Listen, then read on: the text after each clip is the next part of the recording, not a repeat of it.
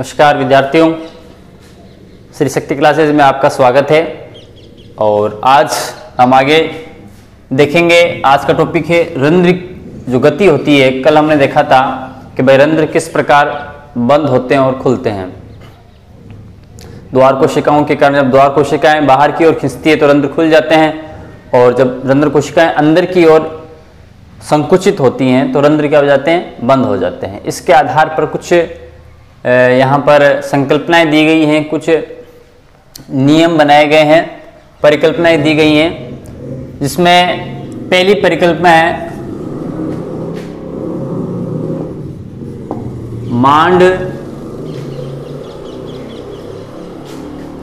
मांड शर्करा परिकल्पना। पहली परिकल्पना है मांड शर्करा परिकल्पना। देखो क्या है ये परिकल्पना। तो सबसे पहले तो हम देखेंगे कि ये परिकल्पना दी किसने थी। तो इस परिकल्पना का प्रतिपादन 1923 में जेडी सायरे ने किया था।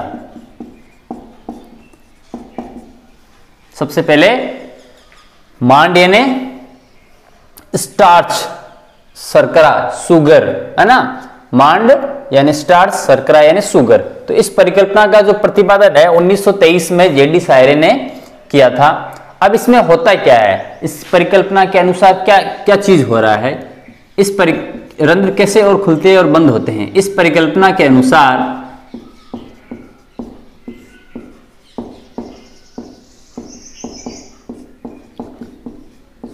दिन के समय यानी प्रकाश में, दिन में क्या होगा, प्रकाश ही होगा। तो दिन के समय यानी प्रकाश में क्या होता है, कार्बन डाइऑक्साइड की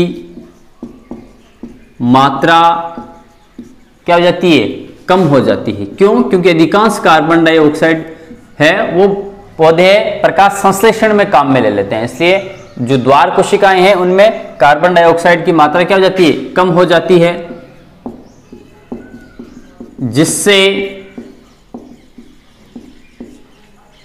जिससे द्वार कोशिकाओं में यानी जो गार्ड सेल्स हैं, और इन्हें हम रक्षक कोशिकाएं भी कहते हैं, जिससे द्वार कोशिकाओं का पीएच वो क्या हो जाता है, उच्च हो जाता है। कब? कार्बन डाइऑक्साइड की मात्रा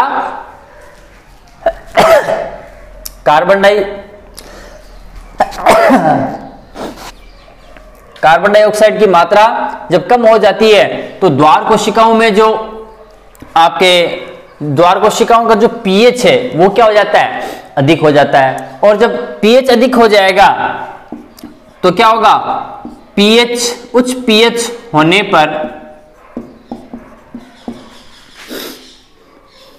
उनमें उपस्थित एक एंजाइम का नाम है फास्फोराइलेज एंजाइम, वो क्या हो जाएगा, एक्टिव हो जाएगा, सक्रिय हो जाएगा।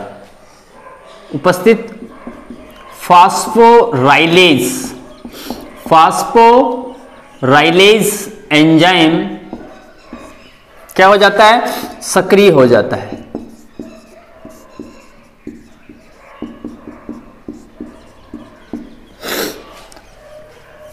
फास्फोराइलेज एंजाइम सक्रिय हो गया। अब सक्रिय तो हो गया, लेकिन इसका काम क्या है।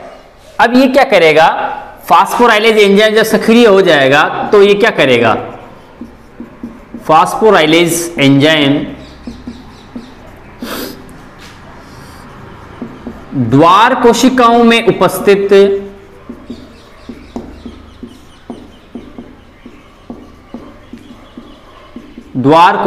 उपस्थित जो मांड है ना, यानी मांड यानी स्टार्च, उपस्थित मांड यानी स्टार्च को परिवर्तित कर देता है। किसमें परिवर्तित कर देगा? ग्लूकोज 1 फास्फेट में। ग्लूकोज 1 फास्फेट में परिवर्तित कर देता है। अब परिवर्तित हो गया, उच्च पीएच उच्च हुआ, अधिक पीएच हो गया, तो द्वार कोशिकाओं में उपस्थित है फास्फोराइलेज एंजाइम, वो क्या हो गया? एक्टिव हो गया, सक्रिय हो गया। उसके सक्रिय होने से क्या हुआ कि द्वार कोशिकाओं में जो स्टार्च मौजूद है, मांड जिसे बोलते हैं, वो क्या हो गया? अब वो मांड किस में बदल जाएगा? ग्लूकोज 1 फास्फेट में क्या हो जाएगा? वो परिवर्तित हो जाता है। तो जब ये मांड ग्लूकोज 1 फास्फेट में बदल गया तो इससे हुआ क्या? इसके कारण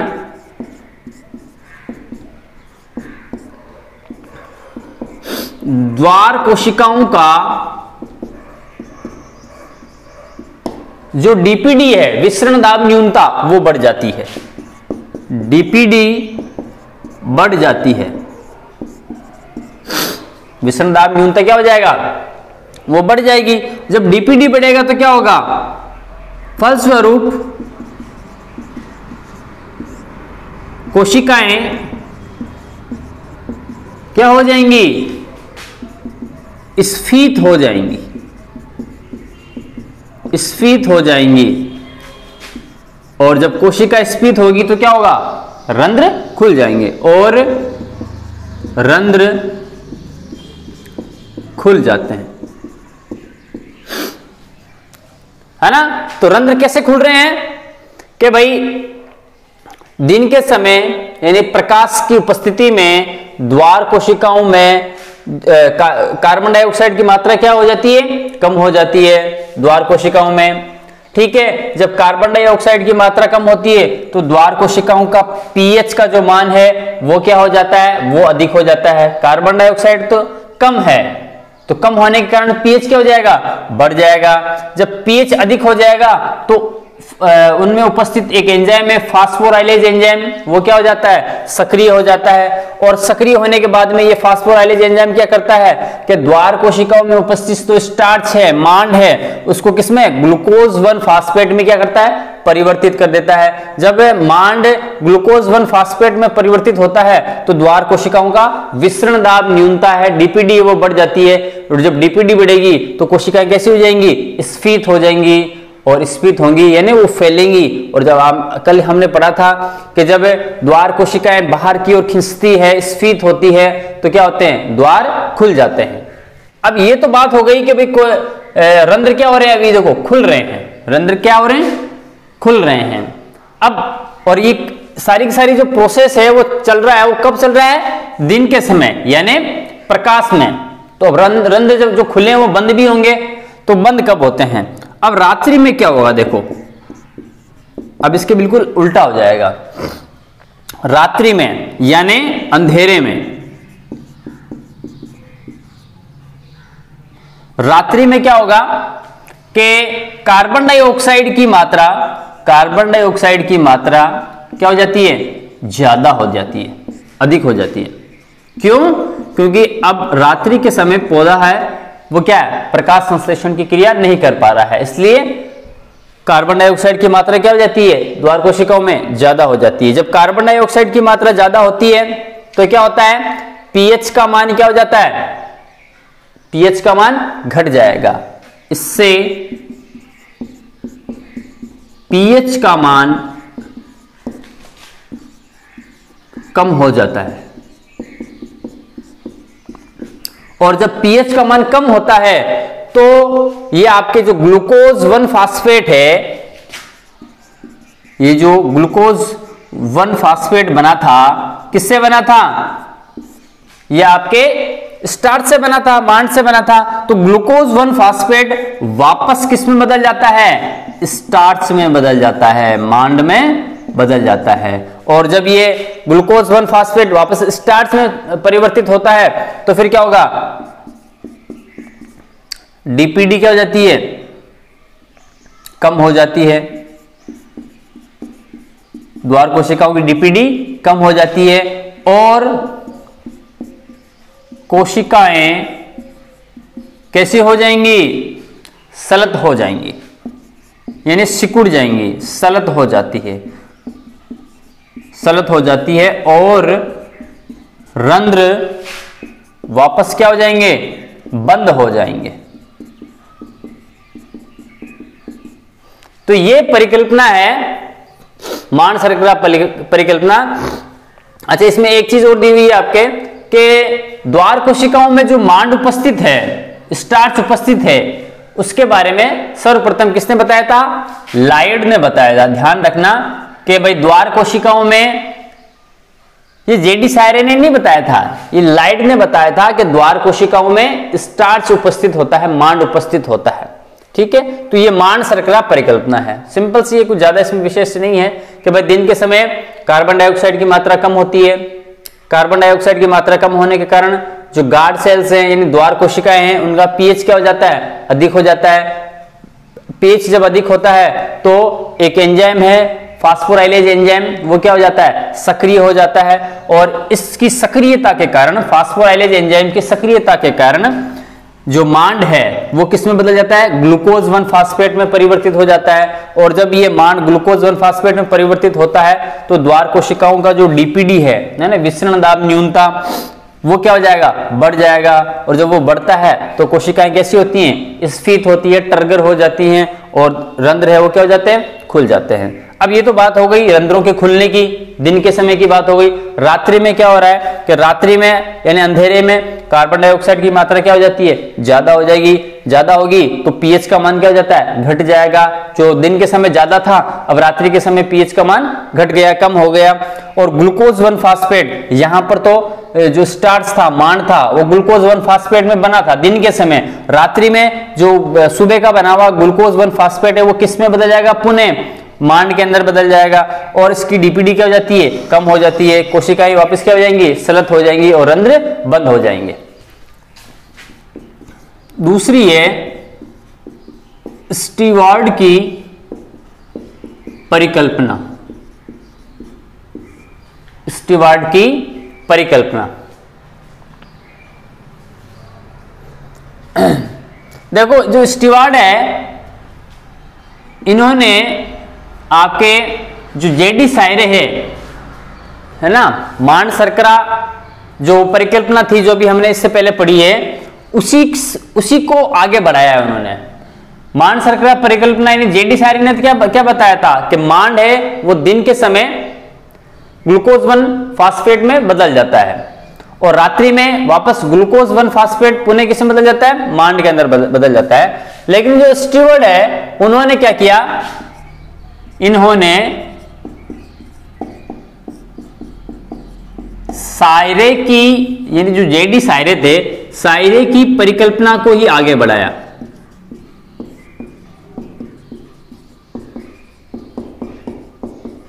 यानी उन्होंने अपनी तरफ से कुछ ज्यादा नई चीज नहीं बताई, जो जेडी सायरे परिकल्पना थी उसी को उन्होंने आगे बताया। उन्होंने क्या बताया कि दिन के समय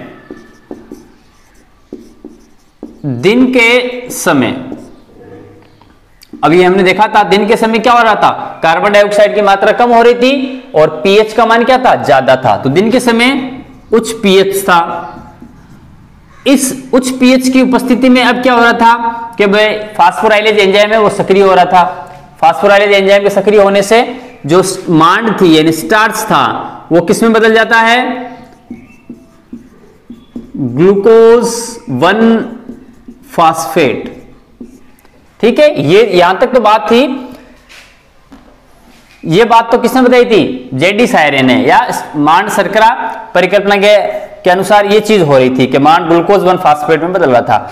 अब यहां पर तो ये खत्म हो जाता है, जेडी सायरे की परिकल्पना है वो यहां पर खत्म हो जाती है और स्टीवर्ड की परिकल्पना यहां से शुरू होती है। कहां से? यहां से, ग्लूकोज 1 फास्फेट से।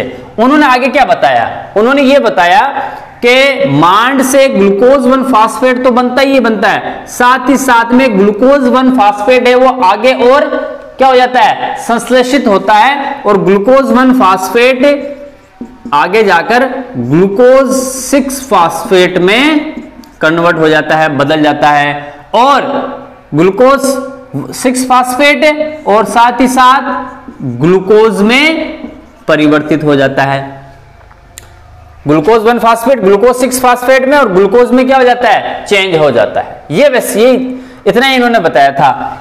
जो मांड स्टार्च परिकल्पना, मांड आपके शर्करा परिकल्पना थी, वो यहाँ पर खत्म हो रही थी, और ये यहाँ से स्टार्ट हो रही है स्टीवर्ट की परिकल्पना कि भाई ग्लूकोज 1 फास्फेट आगे ग्लूकोज 6 फास्फेट में, और ग्लूकोज में क्या हो जाता है, कन्वर्ट हो जाता है। अब ये दोनों कौन, ग्लूकोज 6 फास्फेट और ग्लूकोज, ये दोनों क्या होते हैं, ये होते हैं आपके जल में घुलनशील, अधिक घुलनशील होते हैं, जल में घुलनशील होते हैं। जल में घुलनशील होने के कारण क्या है, जल में अधिक घुलनशील होने के कारण कोशिका रस की क्या होती है, सांद्रता, द्वार कोशिकाओं की जो कोशिका रस है, कोशिका रस की सांद्रता क्या हो जाती है, बढ़ जाती है। और जब कोशिका रस की सांद्रता बढ़ती है तो कोशिकाएं कैसे होने लग जाती हैं, धीरे धीरे स्फीत होने लग जाती हैं, और जब कोशिका स्फीत होगी तो क्या हो जाएगी, रंध्र खुल जाएंगे। देखिए अगला सिद्धांत और सबसे इंपॉर्टेंट सिद्धांत है, वो है सक्रिय पोटेशियम आयन स्थानांतरण सिद्धांत। सक्रिय पोटेशियम आयन स्थानांतरण सिद्धांत, ठीक है। तो ये जो सिद्धांत है,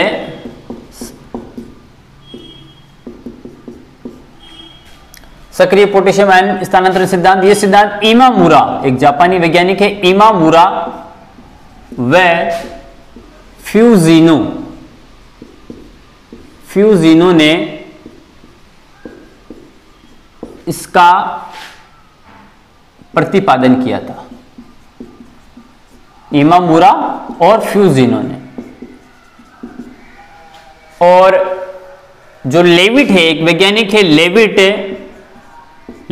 1974, लेविट ने इसे आगे बढ़ाया। अब देखो ये सिद्धांत क्या कह रहा है, अभी दिन की बात हो रही है, दिन के समय जब प्रकाश की उपस्थिति है, दिन के समय क्या हो रहा है कि जो आपकी द्वार कोशिकाएं होती हैं, गार्ड सेल हैं, द्वार कोशिकाओं में क्या होता है, मैलिक, द्वार कोशिकाओं में दिन में आपको पता है कार्बन डाइऑक्साइड की मात्रा कम हो जाती है, और पीएच का मान है वो क्या हो जाता है, उच्च होता है। तो पीएच क्या हो जाती है, उच्च, कब, दिन के समय। देखिए द्वार कोशिकाओं में दिन के समय प्रकाश की उपस्थिति में कार्बन डाइऑक्साइड की मात्रा कम होती है, पीएच का मान क्या हो जाता है, उच्च हो जाता है। जब पीएच का मान उच्च होता है तो द्वार, इनमें क्या क्या बनता है, मैलिक अम्ल का निर्माण होता है। ध्यान रखना कौन सा अम्ल, मैलिक अम्ल का निर्माण होता है। उसके बाद में ये वियोजित हो जाता है, मैलिक अम्ल, मैलिक अम्ल वियोजित हो जाएगा। यहां पर देखो इसका वियोजन हो रहा है मैलिक अम्ल का, तो क्या बन जाएगा, एक बन जाएगा ये मैलिक अम्ल वियोजित होकर मेलेट आयन, मेलेट आयन बना लेगा, और साथ ही साथ क्या बना लेगा, हाइड्रोजन आयन भी बना लेगा। देखो दो आयन बना रहे हैं, मैलिक अम्ल वियोजित हो गया, वियोजित होने के बाद में इसने दो आयन बनाए, एक मेलेट आयन और साथ ही साथ क्या बना लिया इसने, हाइड्रोजन आयन।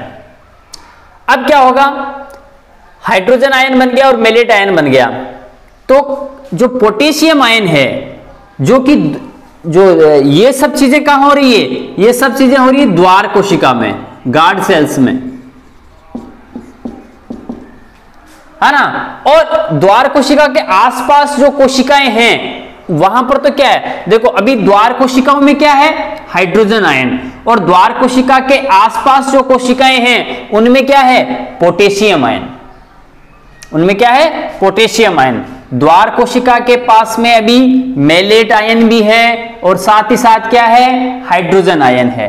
द्वार कोशिका के आसपास जो कोशिकाएं उपस्थित हैं उन कोशिकाओं में क्या उपस्थित है, पोटेशियम आयन। तो अब हो क्या रहा है कि जो पोटेशियम आयन है वो तो द्वार कोशिकाओं में प्रवेश करेंगी, पोटेशियम आयन जो कि द्वार कोशिका के आसपास उपस्थित है ना, आसपास की कोशिकाओं के पास में पोटेशियम आयन है, तो पोटेशियम आयन तो अब क्या करेगा, द्वार कोशिकाओं में प्रवेश करेगा, ठीक है। और हाइड्रोजन आयन जो कि कहां पर है, द्वार कोशिका में है, वो क्या हो जाएगा, द्वार कोशिका से बाहर निकल जाएगा, यानी उसका निष्कासन हो जाएगा। तो पोटेशियम आयन तो अंदर आएगा और हाइड्रोजन आयन द्वार कोशिका से बाहर चला जाएगा। ठीक, अब क्या हुआ कि जब पोटेशियम आयन द्वार कोशिका के अंदर आया और हाइड्रोजन आयन बाहर चला गया, तो लेकिन ये मेलेट आयन तो है ही, मेलेट आयन तो इसने अपनी जगह को चेंज नहीं किया, ये तो कहां पर है, अभी भी ये द्वार कोशिका में उपस्थित है।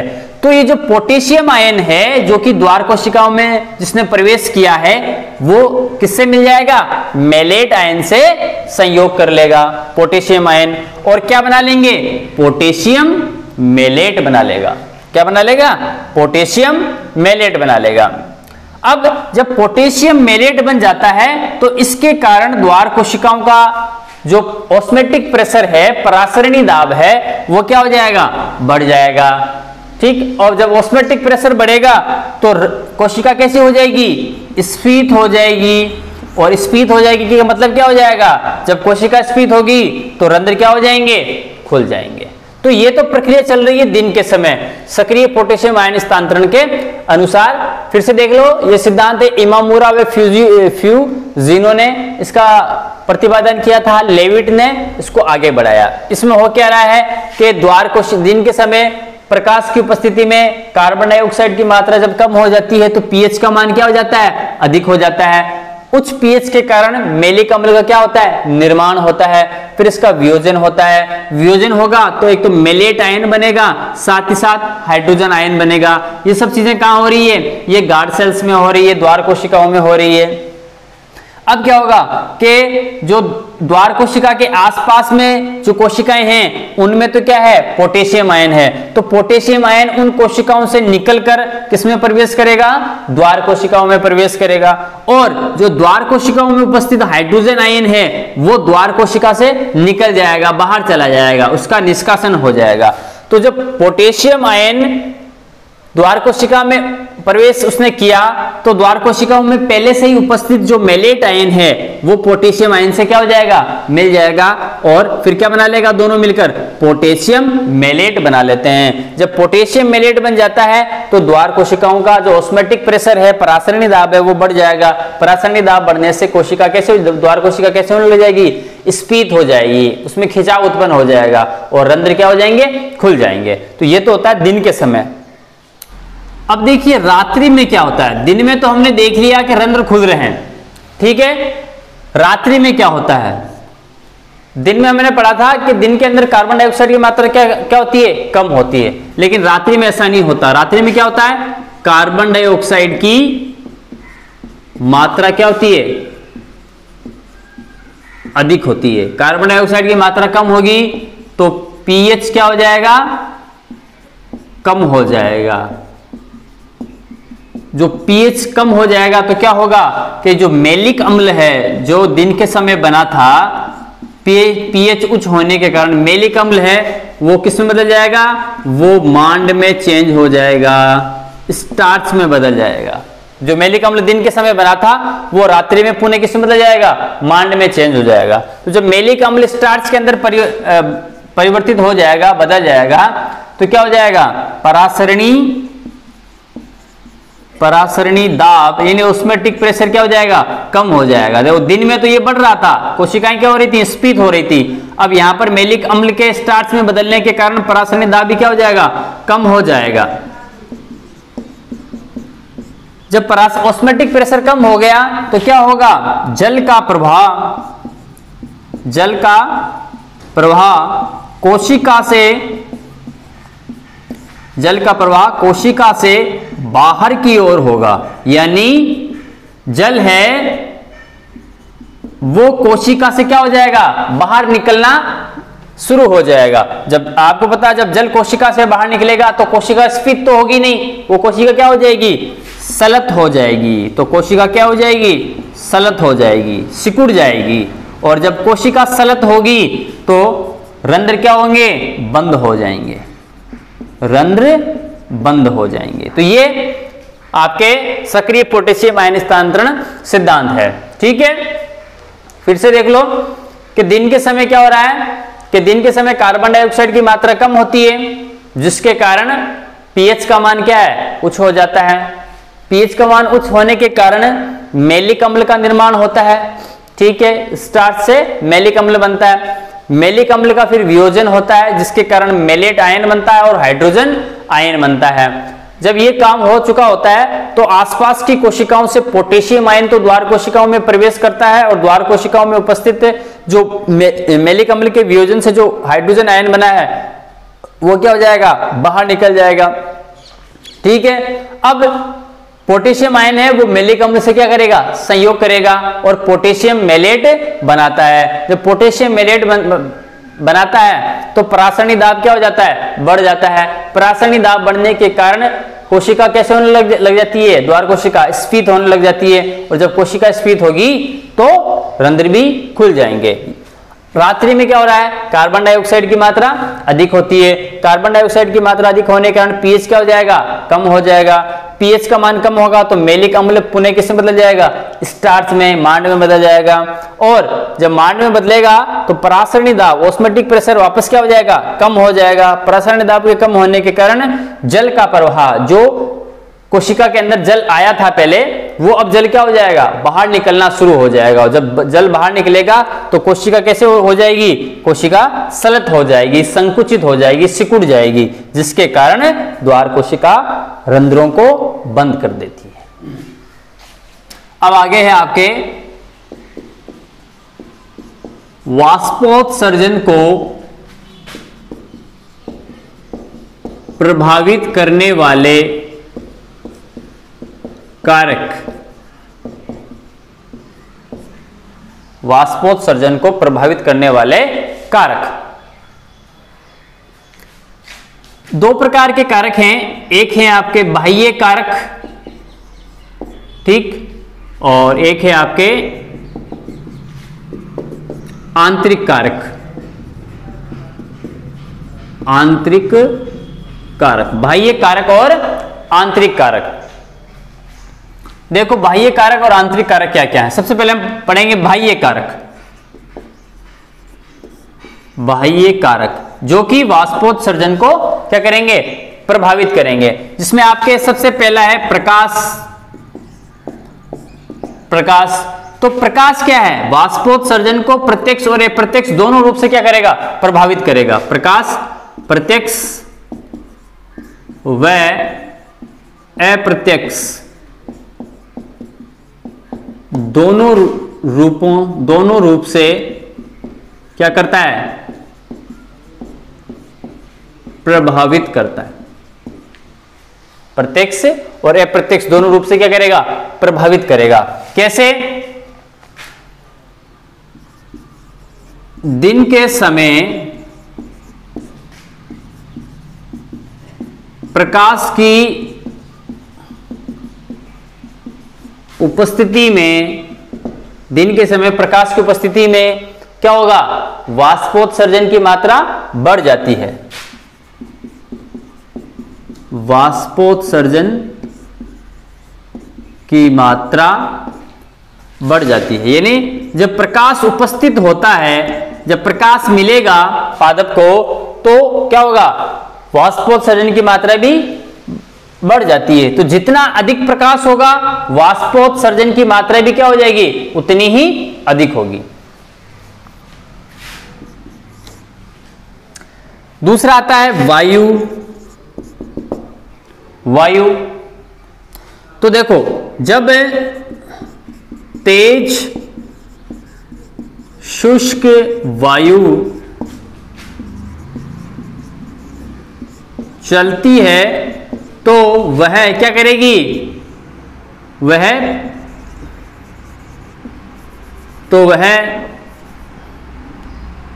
जो नम वायु है, पौधे के आसपास नम वायु को हटा देती है, जिससे पौधे के आसपास की वायु कैसे हो जाती है, गर्म हो जाती है, शुष्क हो जाती है। गर्म यानी शुष्क हो जाती है। अब जब गर्म और शुष्क हो जाती है तो क्या होगा, जिससे वाष्पोत्सर्जन बढ़ जाता है।